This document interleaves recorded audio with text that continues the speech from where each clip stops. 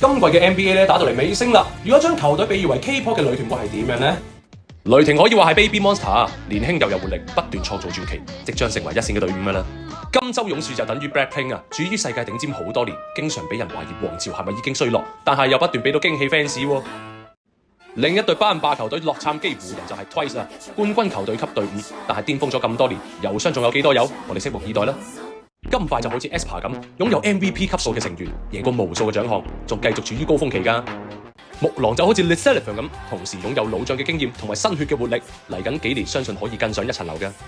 紐約人就好似 IDE 一樣咁堅韌強悍，重組之後令人煥然一新啊！5個正選各有長處嘅。克里夫蘭騎士隊就好似 It 咁樣，一樣係頂尖嘅隊伍，經過反覆嘅掙扎，終於重生啦。波士頓塞爾特人就等於 IDE 一樣，連續幾年都係業界強手啊，風格多變，一直都係高產量嘅輸出。印第安納溜馬就好似 MX 咁，全隊實力堅強，周不時都會有高水準嘅演出，經常俾人低估㗎。